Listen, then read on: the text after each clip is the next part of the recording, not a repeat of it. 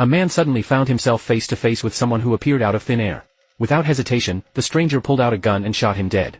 The man then skillfully sliced open the dead man's shirt, revealing silver bars on his back. After that, he dragged the body back to the factory and tossed it into the incinerator, effectively erasing all evidence. Just like that, he completed another day on the job. In the future, time travel technology was invented, giving rise to a new profession known as the loopers.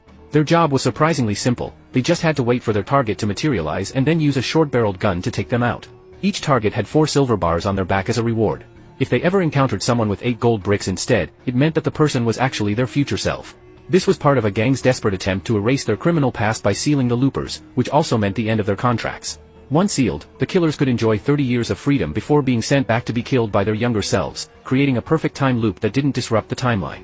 The main character, Joe, was a seasoned looper. Not only was he incredibly efficient at his job, but he also had a clear career plan. He aimed to take on as many jobs as possible to save up a hefty retirement fund. Over time, he had managed to stash away enough cash to fill an entire wall. However, recently, there had been some unrest among the loopers. In just 1 month, 4 loopers had gone rogue, a rate far exceeding the norm. One night, Joe's friend Seth burst into his apartment, panic etched across his face.